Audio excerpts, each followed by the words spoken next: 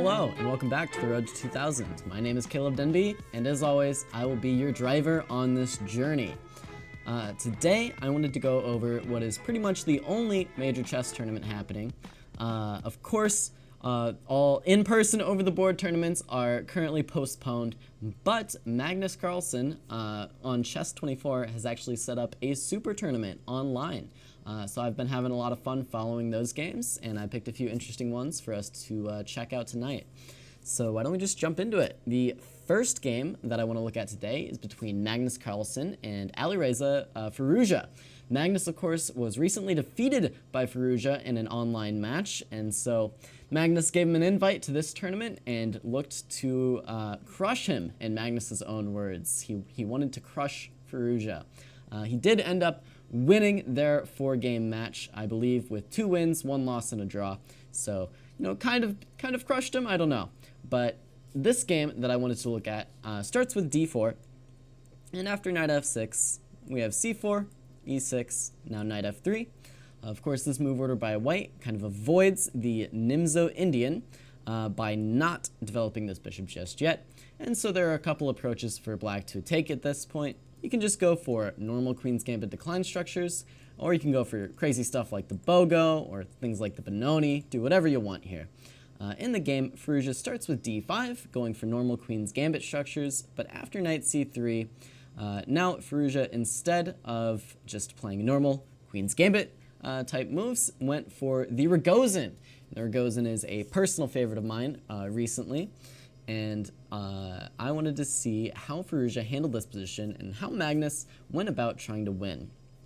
So now there are a lot of lines against the Ragozin, but in classic Magnus Carlsen style, he kind of just develops his pieces simply and tries to play a game of chess. This is what Magnus is pretty much known for. He doesn't do crazy opening preparation. Well, I mean, of course, they all do crazy opening prep, but he doesn't really try to win the game in the opening. He allows his opponent to play chess with him and looks for mistakes along the way.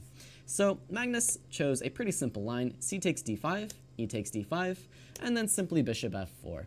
And perhaps this isn't quite as testing as normal lines with bishop g5, but with bishop f4, Magnus gets the bishop out to a perfectly active square and is just looking to play chess, keep pieces on the board, and keep the game going.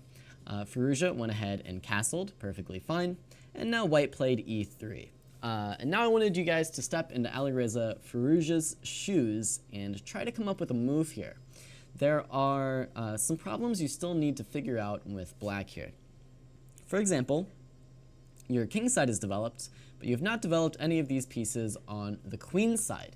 So this is really your task in the opening. Your opponent has not really played deep theory or anything. They just developed their pieces, and now you need to come up with a strategy for developing your own pieces, picking which squares you want to put your pieces on and how you want to organize them to form a plan.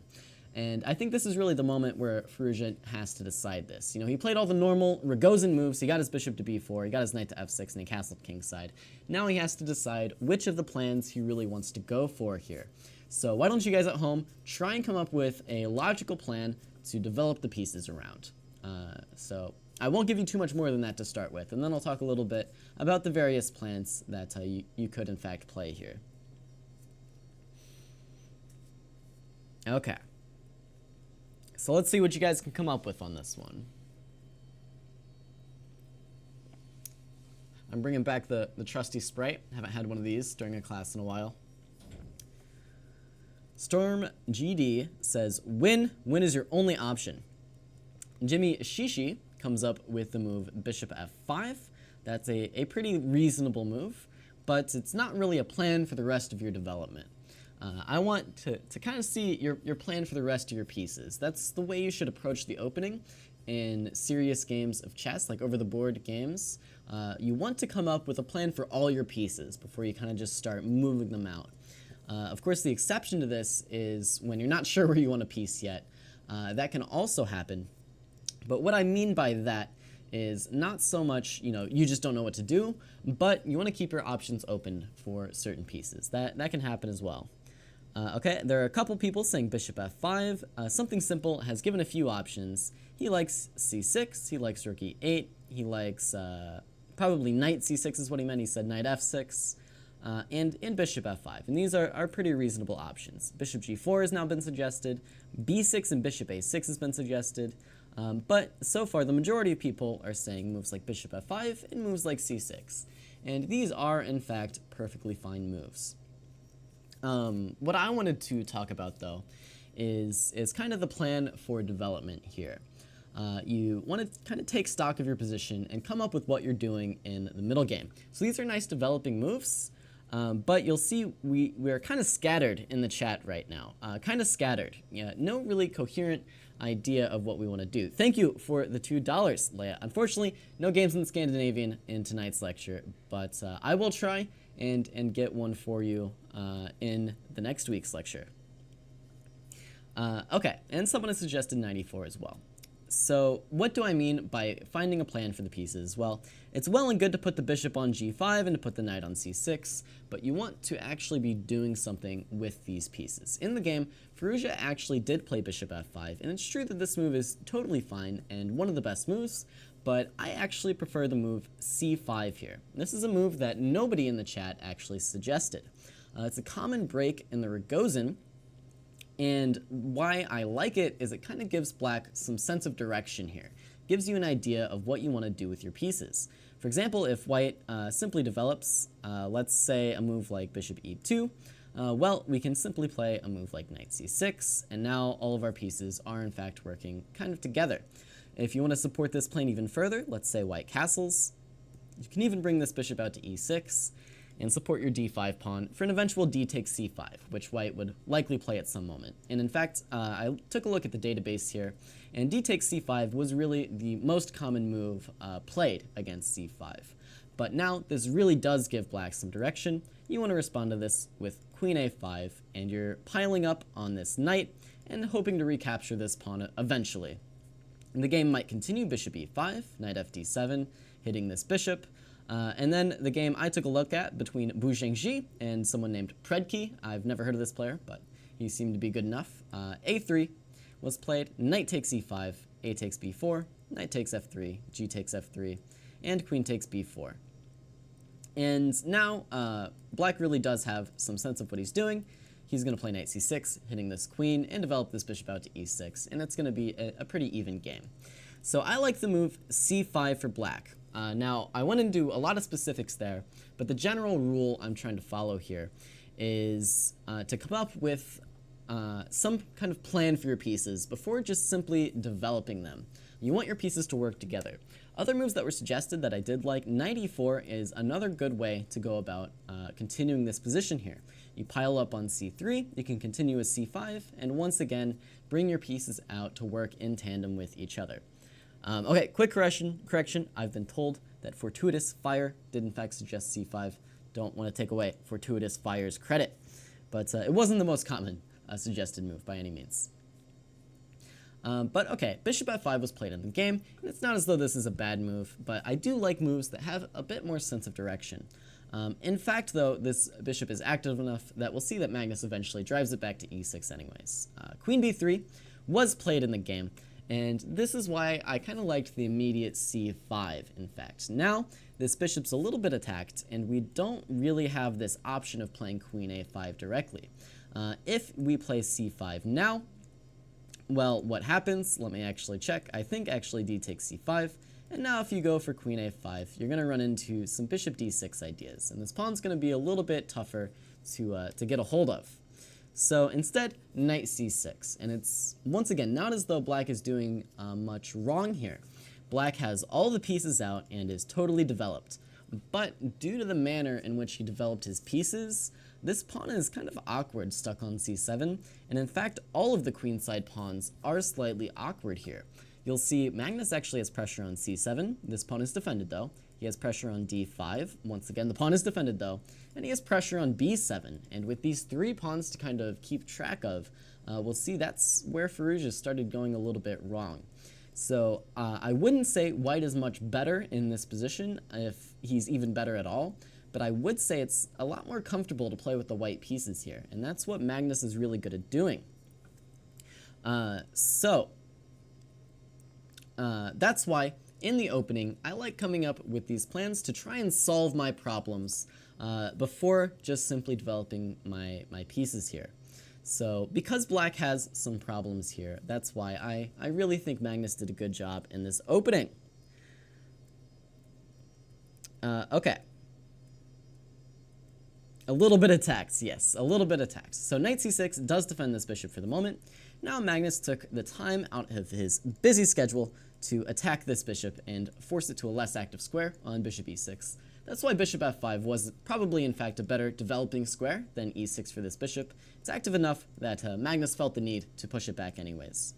Now that the bishop's been pushed back, this bishop can go on this most natural diagonal here from d3. And then, once again, this is where Firouzja went for a slightly strange-looking plan. And I think it's this plan that ends up losing the game for him. He plays a pretty weird-looking move, a5. Now, why would Alireza play the move a5 here? Well, what he's doing is trying to get a little bit of a stronghold here on the b4 square. He wants to use b4 for the rest of his pieces in order to kind of launch some attacks on the queen side.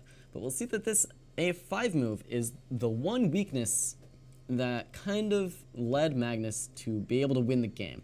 Now, that's not to say Magnus is winning here or anything, but it's these step-by-step weaknesses that Firouzja is making that Magnus eventually takes advantage of. So you always really do want to be wary when pushing pawns like this of the squares it of course leaves behind. In this case, the b5 square ended up being really critical to this game. So the game continued with Magnus simply castling. Just because something creates a weakness doesn't mean you have to immediately take advantage of it. Now there are some threats of knight b5 here, hitting c7.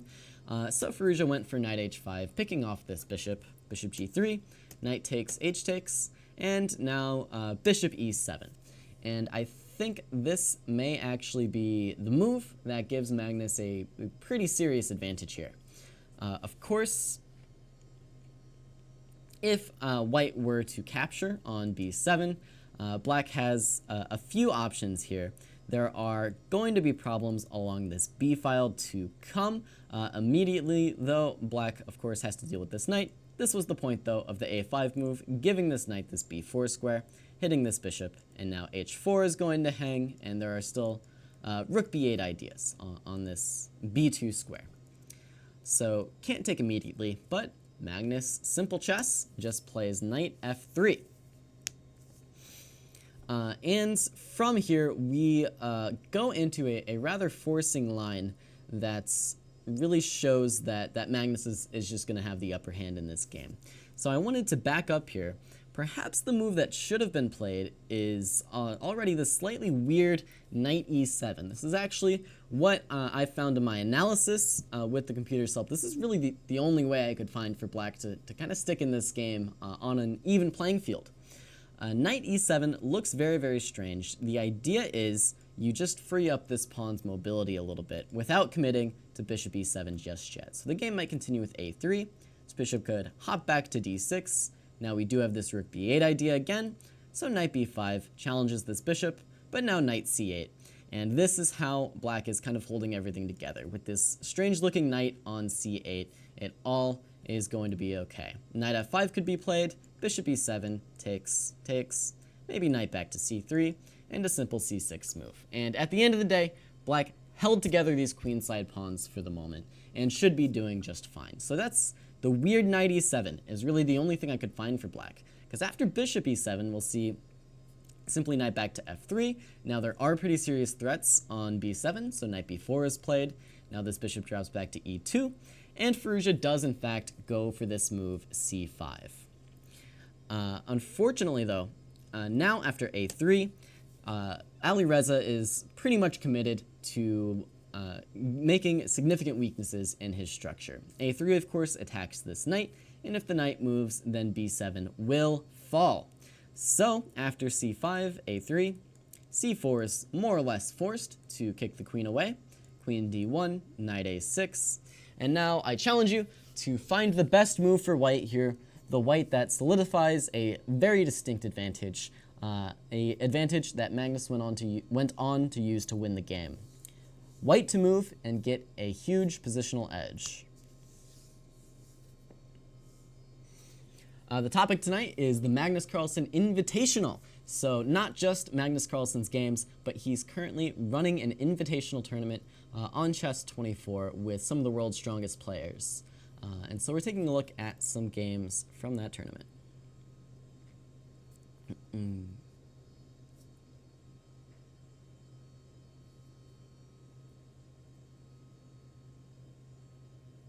So white to move and get an advantage. See what you guys can find here.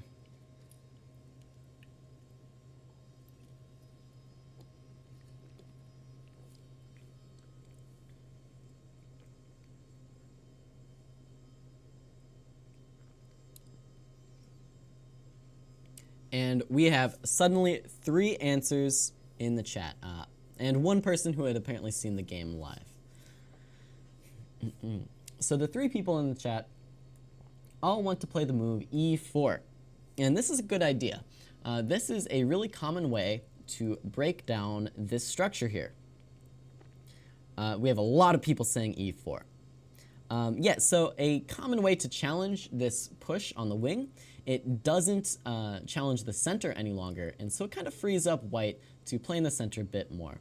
The problem here is I think black would simply capture this pawn, and after we take back, we're allowing perhaps a critical move here, b5. If you're allowing black to gain control of this b5 square, you might be running into a little bit of trouble. For example, if b4 and c3 ever come on the board, then you're really going to be in for it. And so the correct way to challenge these pawns is not actually attacking the base of the pawn chain with e4, but rather attacking the head of the pawn chain with the move b3, as was played in the game. And this move gives white a pretty clear advantage. Knight e5 was also suggested, but I don't think this is quite right here. It's not quite fast enough. It does improve the knight quite nicely, but moves like knight c7 and b5 might end up coming on the board anyways. Note that if you were to play a move like a4 here, you're also giving up some squares like bishop b4 that you have to be a little bit wary of. So the move here is b3. This is the move to give white the huge advantage that he had in the game. Now what's the big deal? If we take this pawn, the problem is queen takes b3, and how are you defending b7? It is really not so easy. Moves like queen d7 are going to run into various tactics like knight e5 for example, and this pawn would fall. If you come to c7 for example, well then knight takes d7, or knight takes d5 rather, is going to be a problem, winning the pawn here. If rook b8, well, maybe you hold on to the pawn for the moment, but moves like queen b5 are already going to be putting a lot of pressure on your center. Expect to see these rooks eventually come over. Moves like knight a4 and knight c5 are going to come, and if it's not an immediate pawn, it's going to be a huge advantage. The other big problem is you can't really bring this knight back into the game unless you want to drop a5. So really difficult stuff here for black to deal with. Moves like knight e5 as well, and it's just going to be near impossible for black to hold everything together. Also note that b7 there is going to be a permanent weakness, backwards pawn. So instead of taking on b3, black went for knight c7 immediately, and this is perhaps a little bit of a better try. Now, of course, the move is going to be b takes c4, d takes c4, and now white to move here again. There are actually a few options, but I like the move Magnus played the best because it really keeps in line with the strategy we've been talking about so far. So white to move again. See what you can find.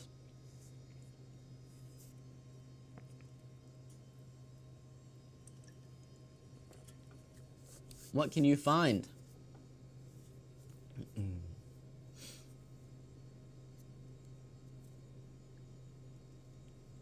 Looked a little peaceful, says Fortuitous Fire. Not so much. It makes some pretty serious threats. Okay. So Tiago once again says the move e4. And it's true that e4 is one of the best moves here. Maybe even the best move. Just expanding in the center. But it's not really the way Magnus Carlsen always plays chess. Magnus kind of has found a target, and he really committed to trying to take this pawn and kind of crushing his opponent. However, I'm not going to take away any points for suggesting e4. e4 is a very good move, but it does allow b5.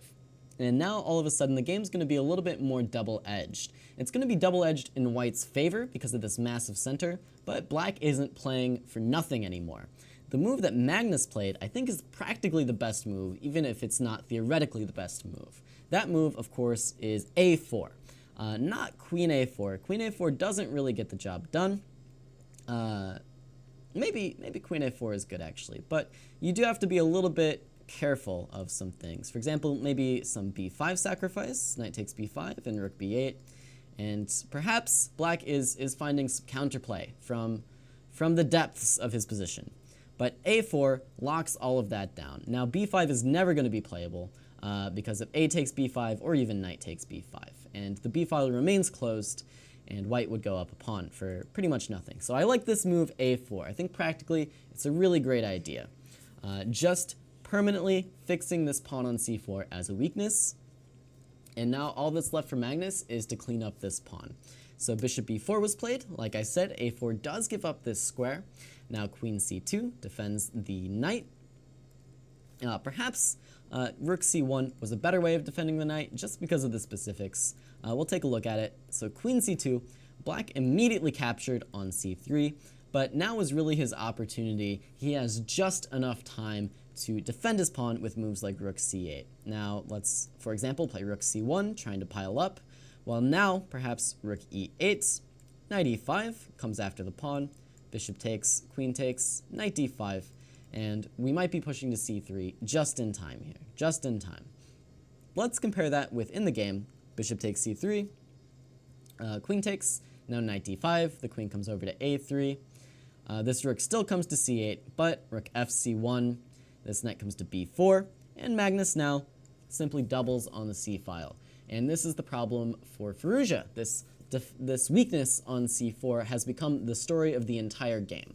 White didn't really create any weaknesses with his opening, and black, with the one weakness on c4, turns out it's just going to be enough for Magnus here. He's going to win this pawn and then go on to win the game. Knight d5 was played. Now rook back to c1. Knight b4 is repeating, but knight e5 is Magnus's improvement upon the position. c3 was played, trying to sneak this pawn through. Note that taking here might be a little bit of a mistake because knight c2 is a playable move, and things get a little bit crazy here. But this fork is in fact going to win an exchange. So little bit of caution is required. Luckily, Magnus has a little bit of caution, plays the move knight d3. Now, queen b6 was Alireza's choice, and now simply rook a b1 is a mistake. You cannot play like this. So I'll give you this position, white to move and get a winning advantage here.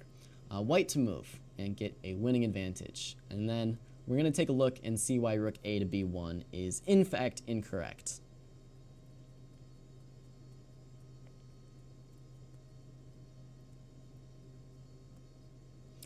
White to move and get a winning advantage. Well, rather keep his winning advantage, I should say.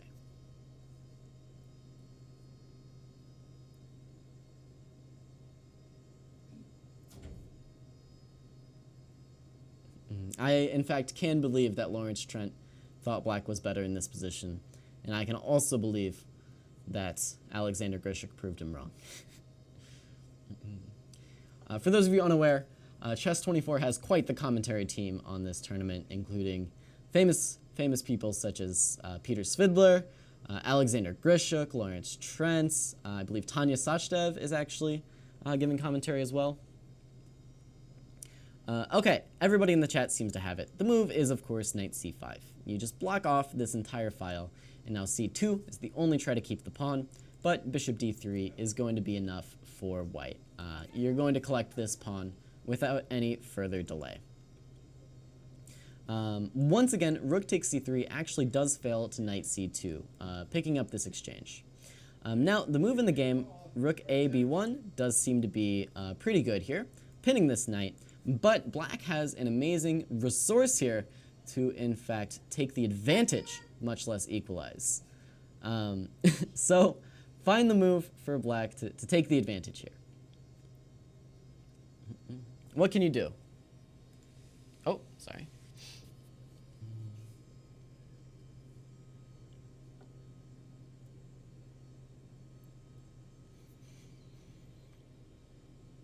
I'll be very impressed if you guys can find this one. It's a pretty tactical sequence that takes advantage of the momentary awkwardness of the white pieces. White's pieces just ended up a little bit loose in this position. So if you can find a way to make use of the loose pieces, in this case, it's going to be this bishop and this knight that are loose. Find a way to take advantage of the loose pieces here, and then the answer is yours. Okay, everybody's suggesting knight c2. That's not going to be the one. Not going to be the one. Queen takes f8, and rook takes b6, wins the full rook. Little too clever, little too clever. So a couple people have suggested the correct first move, and that move is, of course, c2, pushing this pawn all the way to c2. Now, it looks like rook b2 is going to be enough. We're going to take b4 next turn, win this pawn, then we're going to win this pawn, then we're going to be up all the pawns, then we're going to win the game. But black has to find the only move here, queen a6. So well done to you if you found the correct first move. If you found the correct second move, even more well done to you. And after bishop f1, if you found the only move here, bishop c4, then kudos to you. You are better than Magnus Carlsen at this one specific tactic. And of course now, things are just slightly too awkward for white with all of these pieces. You can play knight takes b4, but black will simply recapture. Queen takes b4, and now bishop takes f1 is going to be the problem here. You cannot recapture this piece due to this c-pawn. So black really makes, use of all the things hanging in the balance for a single turn. Tactically, everything worked out for him. The knight was just loose enough, the bishop was just loose enough, and then the pawn was just far enough for the tactics to work out here. So this was, in fact, missed by both players. Understandably, it's a pretty weird tactic where you have to find a series of only moves. But well done to you guys at home if you managed to find that one. Firouzja did not, instead choosing to play bishop f5. This move does attack this knight, but now simply rook b3 is good enough to win the game for Magnus. Bishop takes and bishop takes was played. Of course, this knight is pinned for the moment. Now c2, but in this case, Magnus can simply capture on c2, and he does. Now, Magnus, a pawn up with a crushing central advantage, went on to win this game. Let's check out how he did it. Rook takes, bishop takes. He brings the bishop out to f5, brings his pieces to pretty natural squares. This bishop is going to drop back either to e2 or f3, and keep an eye on this queen side. Oops, I skipped to the end. Let's not do that. Hopefully. So bishop f5, and we are here. Queen b2, rook c3. This bishop does drop back to e2 now. Queen f5, rook back to c1. Bishop up to b5. Magnus puts all his pieces on really natural squares. The rook on the only open file, the bishop on a square where it's defended, blockading black's pawn. And now after rook c8, we saw a trade. This queen comes to d2, queen f5, and now Magnus starts to get these pawns pushing with the move f3. King f2, queen d3, and now simply e4. And this game is well in Magnus's hands. And now, after the move queen e6 here, Magnus got a little fancy, kind of unnecessarily. He plays the move queen c4, allowing black to take on e4, but now simply queen takes f7. And the black king is, in fact, just dying in this position. Queen f6 threatens mate and defends this pawn. King h7, queen e5 was played, now queen c2 check. Magnus simply tucks his king onto h2, where it is going to be safe. Knight c2, and now Magnus finds the mate with bishop c4. No way to really stop the checkmate here. For example, queen takes d4 is bishop g8 check, bishop f7, queen g8, and queen g6 with a checkmate. And that is the game. So this was a really impressive game, I think, by Magnus Carlsen. And it shows how, subtle decisions you make early on can really impact the rest of the game. So once again, I wanted to take a look back at this move after e3. The move Alireza played is perhaps even the best move in the position, bishop f5, getting the bishop to the most active square. But maybe it's worth considering moves such as c5, moves that give your pieces more of a purpose earlier on, so that you don't kind of fall into these various problems in the opening. And then especially later on, I really don't like this move a5. You know, it seems like a perfectly fine move, but it commits to so much. In fact, instead, maybe even a move like knight e4 could be played with ideas of expanding on the king side instead, moves that play towards a more solid plan. Whereas this play on the queen side just ended up going in Magnus's favor. All right, any questions on this game while I'm doing this review here? Just for example, some kingside play here. I went through that really fast. It was a bit of a sideline that I had too much fun with. But okay. Any questions? So of course a5, and then the theme of this game is Magnus spots a weakness, prevents all counterplay, and eventually executes on the weakness and goes up a pawn to win the game. That's kind of the classic Magnus Carlsen game. No counterplay, just suffering. Okay. With that in mind, why don't we just move on to this game between Hikaru Nakamura and Anish Giri. Of course, this is a game from the same tournament. Just to explain the format of this tournament a little bit, it's kind of a series of matches between these super GMs. They're playing like series of 4 games, I believe, with a tiebreaker game in between, and some weird scoring system that I don't understand, but I don't have to understand it. So this game, like I said, between Nakamura and Giri, starts with d4 again. We have knight f6, c4, g6, knight f3, bishop g7, e3, and black castles. So what we have here is Anish Giri playing a King's Indian defense type of position, and white taking a slightly more conservative approach, not pushing too far in the center directly, just developing the pieces and fighting for some of these dark squares.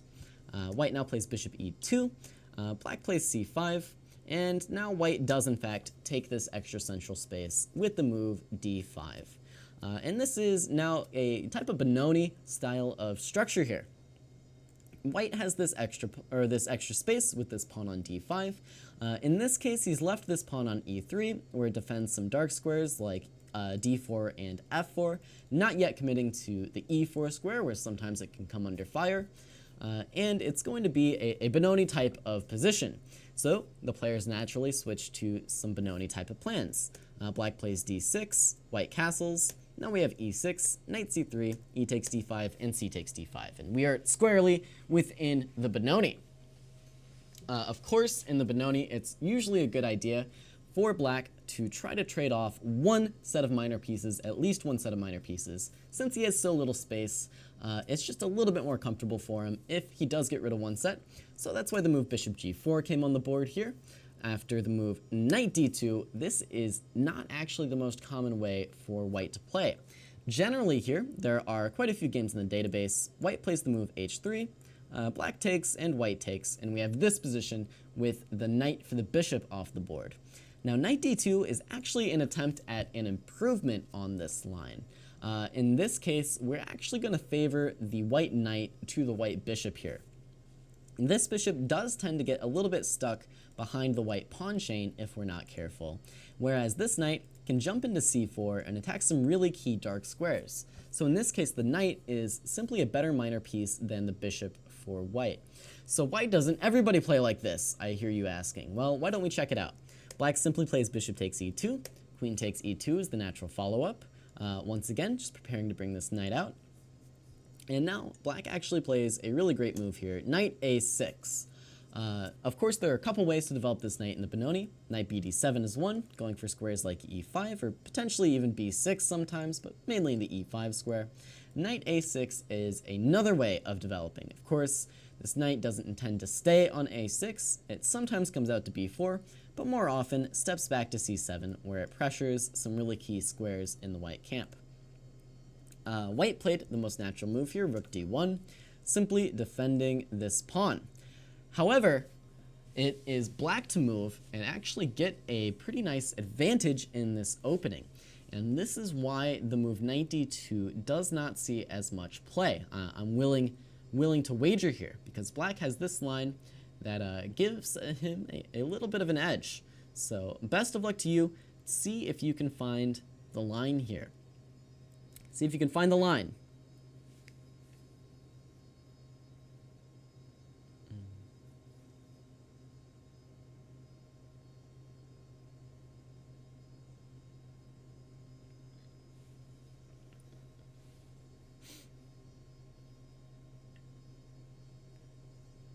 The chat seems to have been sidetracked on whether or not I'm qualified to teach this class.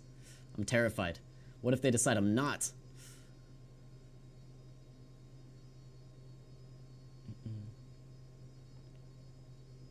Okay, so I don't know if the chat is going to come up with the moves here. Of course, the idea for black is to actually get the key break b5 in. This is the reason this line isn't played so much, because due to the placement of the white pieces, black has a tactical strategy to come up with a way to play this move b5. And if black achieves b5 so early on in the Benoni, it's almost always going to be good for him. This extra queenside space really comes in handy and helps activate the black pieces. So tactically, how does it work? Well, it starts with the move knight c7. Now knight c7, of course, makes a threat to capture this pawn. In theory, you could ignore this threat with a move like a4, and after takes, play a move like knight c4, but after now knight b4, you do get the pawn back, but the black knight is still active, and with these pawns off the board, it's really not going to be good for white. This bishop is going to be the story of the game on this long diagonal. So, knight takes d5 is in fact a threat worth responding to. Well, how do you respond to it? Generally, the move e4 should be played. So let's say you play e4.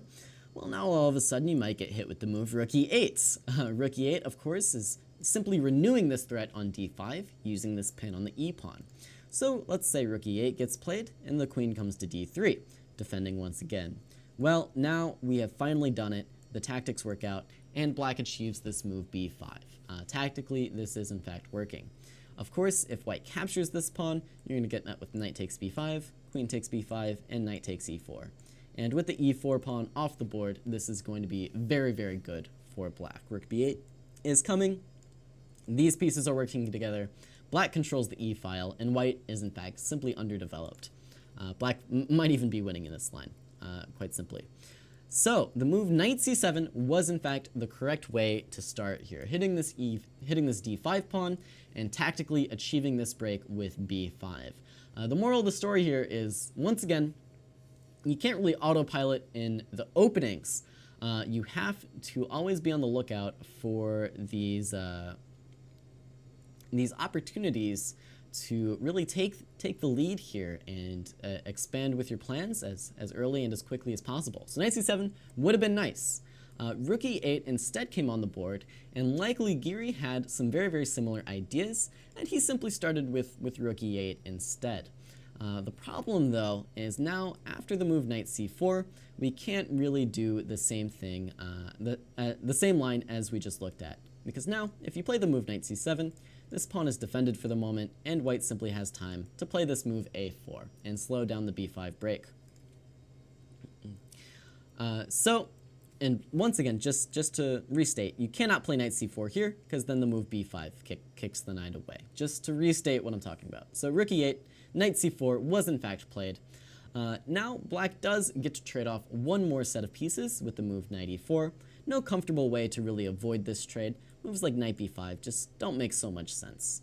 This knight's going to get kicked away anyways. For example, knight b4 could come, and moves like a6 are on the cards for black. So okay, knight e4, white does in fact capture, rook takes, and now a4 is white's idea to stop this break with b5. Giri is black in this position. Hopefully you can see his name up there. Knight c7 was played, once again aiming for d5 and aiming for the b5 break, but now, unfortunately for black, white has really attained a pretty nice grip on the position. With the way that the opening went, black is not so easily going to be getting this break with b5. White has achieved a very strong knight on c4, and it's a knight that can't really be kicked away. So I think the opening battle really went in Nakamura's favor here. He got this slightly more favorable trade of the light squared bishops, and black missed his opportunity to take advantage of it by getting this b5 break in.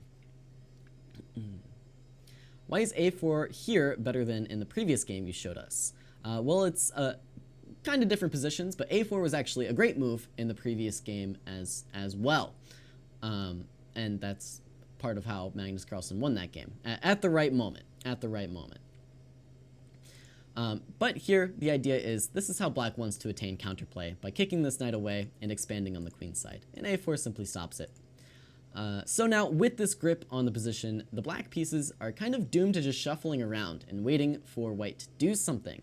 And with that, white really does have the advantage. Black is going to be focused now on preventing white from breaking through rather than seeking his own play on the queen side. So the game did continue with bishop d2, queen d7, and now queen d3 comes on the board. This rook's attacked. Black, in this game, rather than simply retreat the rook, tried this move f5, going for a little bit of play on the king side instead. Now, don't really expect to see black go all the way crazy in King's Indian type of pawn thrusts. In this case, f5 is more of a containing move, more of a restricting move, holding down the e4 square, rather than going for crazy attacks yet. So, bishop c3 was played, challenging black's best minor piece on the long diagonal. Rook d8, and now simply f3 is Hikaru's choice to gain control of the e4 square. This rook drops back to e8, and now we have bishop e1. And we see Hikaru really taking his time here, just kind of maneuvering the pieces around to get them in the best position possible to play for a break. Now, in this case, of course, we do see black is not without activity, but like I said, black is, in this case, really waiting for white to kind of make his play, waiting for white to make his move. And this is a valid way to play chess. It's just not a very fun way to play chess. But practically, it's a good thing to know. If you can't find your own plan in the position, it's best, rather than do nothing, to play against your opponent's plans. And that's exactly what Anish Giri is doing. He's setting all of his pieces on the best squares possible to prepare for breaks like e4 and e5. Queen e7 now comes on the board, adding more pressure to this pawn. Bishop g3 was Hikaru's choice, eyeing a d6 pawn here. Bishop f6 was played, and the players do a little bit of shuffling. Rook a c1 brings a rook to the center. b6 helps solidify the black structure. Perhaps it was even looking for an optimistic a6 b5 someday, but we'll see that never really happened. And now I want you, with the white pieces, to come up with your plan to break through. Find out where on the board you want to break and how you want to achieve it. There is one main obvious break that you can kind of play for, and Hikaru was playing for in this game. But there's also one or two other ideas that can be considered. One or two other ideas. So what can you come up with?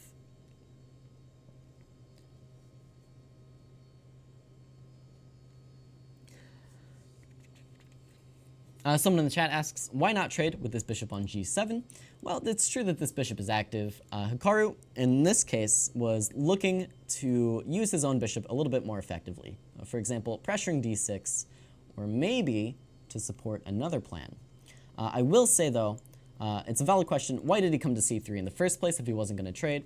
Well, if black was so naive as to take on c3, we would have the nice b takes c3 as a recapture, opening up the b file and giving us another avenue of attack. So that's why neither player really traded. Hikaru was just kind of testing the waters, and black couldn't take because of b takes c3. Sorry, so rook a1, b6, and now try and come up with an idea here. So Tiago says, try to break with e4. That is the quote-unquote obvious break I was talking about. This is the main plan in the Benoni. You break with e4, and then either you go for some kingside weaknesses with moves like e takes f5, or you break through even further with a move like e5, trying to shake loose the d6 pawn and get your own d-pawn rolling. Vinitha really wants the move a5 to be played, and he's letting us know. So Brian has a few different options, b4, h5, and e4. So h4, h5, e4, and b4 are all ideas he's coming up with here, as well as the move a5. So you guys kind of have it right here. There's a few different avenues of play. One, of course, is in the center, but that is really the break that black has lined his pieces up against stopping. You know, he's got control of the e file, he played f5, he's really aimed at trying to prevent e4 for as long as possible. So this break with h4, h5 might be a little bit ambitious. It's kind of tough to get this one working practically. It's tough to get these moves through, but it is a valid idea against this type of structure. And then that third idea with b4 and eventually even a5 is the break that Hikaru went for in this game, and I think perhaps it's a great idea. In the game, he started with the move bishop e1. This is a great way to prepare the move b4. Now bishop g5 was played, hitting e3, so bishop d2 to defend, and Anish Giri steps back with bishop f6. Knight takes d6 is a free pawn. I don't think knight takes d6 was ever quite winning a pawn. Okay, so now it's kind of decision time. You can do a few things here. You could try and play more improving moves, try and find moves that still improve your position even further. You could break with moves like rook e1 and e4. You could break with a move like b4. So what do you guys think? Is it go time? Do we go and break with b4? Do we shift to the e file and break with e4? Or do we still improve our position slowly?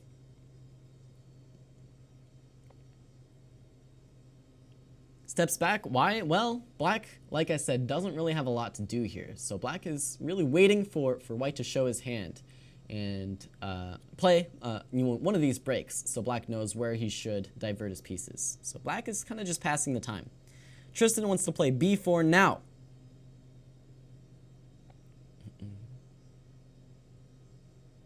b4 now. Vloget wants to play a5, I guess, now. So yeah, the problem with a5 immediately is really going to be this b5 move. This b5 move, and black, I think, is winning the game, in fact. b2 is hanging, c4 is coming, everything goes quite wrong, quite fast.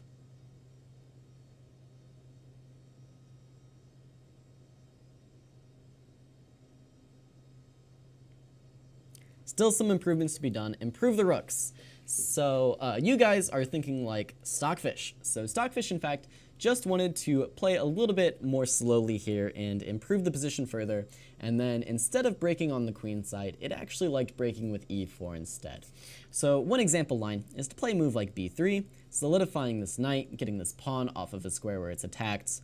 Play might continue with bishop g1. Like I said, black really has nothing better than to pass the time. King h1 is a nice improving move, stepping off of this diagonal. For example, bishop e6, well now a move like rook e1, bishop back to g7, for example, and now the move like e4. This is how the computer kind of wanted to handle this position. Bring a rook to e1 and break with e4 and play from here. And play might have continued with f takes e4 and f takes e4, for example. A rook could step to the newly opened file, and a move like queen g3. And it's really just going to be a battle to see if white can break through with e5, to see if white can find play on the king side. And white is kind of keeping this idea in reserve here. Not yet saying he's never going to do it, but he's keeping it in reserve while he plays in the center. Now, what Hikaru decided to do is actually really, really strong as well. It's this move b4. However, there is a problem with this move. There's only one problem, and black failed to find it in the game. So see if you can find the only way to equalize here with black. It's, once again, just kind of a tactical issue with white's plan.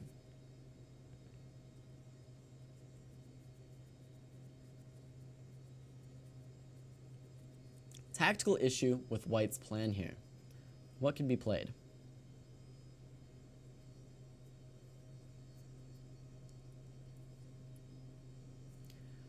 What can be played? Okay, I'm not going to spend too much time because we are running out of it. Of course, I'm talking about the move knight a6. All of a sudden, this b-pawn starts to look a little bit weak.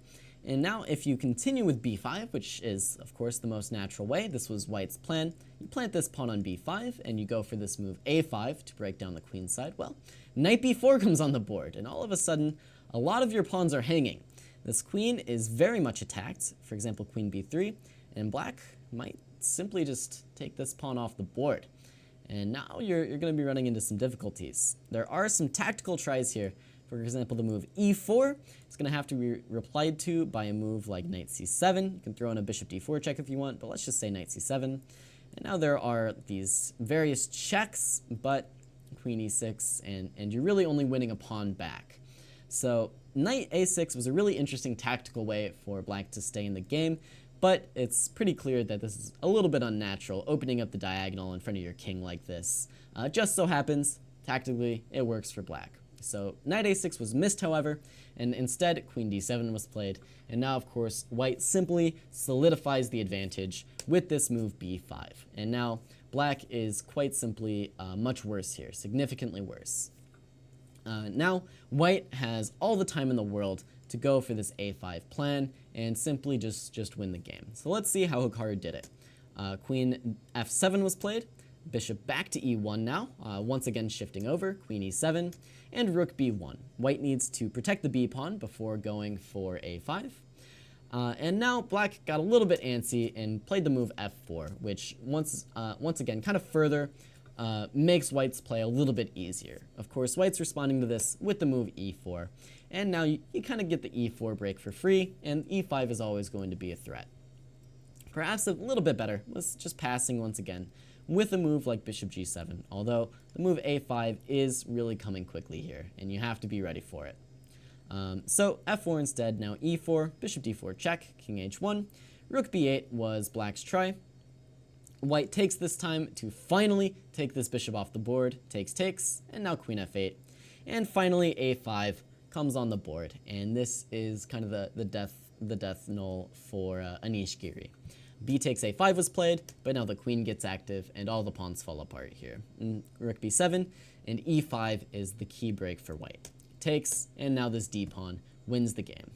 Knight a8, knight takes e5, with a nice little sacrifice. If you were to capture on e5, well, you get met with d7 and promotion. So knight b6 instead, d7 anyways, rook d8, rook d2, and Hikaru gets the rooks in the game, the queen in the game, and now Anish Giri plays queen takes d7. And after the incredible move, knight takes queen, Anish Giri ended up resigning here. Oh yeah, and sorry, there was a key line I forgot to mention. So of course, in that line I mentioned with knight a6, the only line for black to kind of equalize. So instead of queen d7, if knight a6, b5, knight b4, you in fact really don't want to take off this knight on b4 exactly because of c takes b4. And while you might be trying to regain this pawn, the bishop can actually step to c3. And this monster bishop unopposed is really going to cause white some serious headaches here. But the point of this game I wanted to show you is this nice little opening advantage that white got. So white kind of took a risk with this line with knight d2.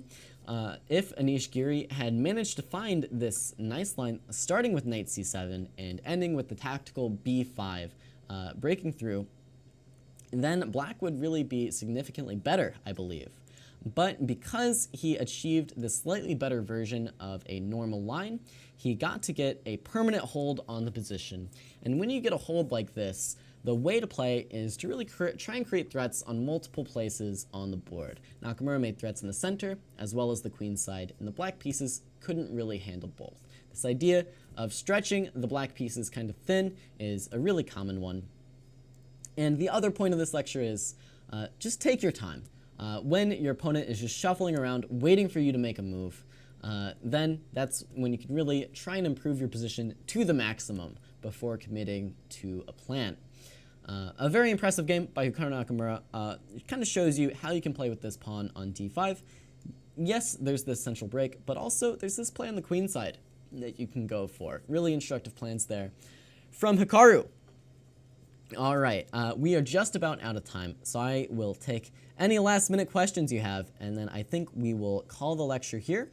And as Ben Simon has posted in the chat, there's another lecture happening right after this one where I go over some endgames from the exact same tournament. Some really fun endgames for the endgame class. Okay, well, with that in mind, why don't we call it here? Once again, my name is Caleb Denby. This has been the Road to 2000. Thank you very much for joining me, and I will see you next time.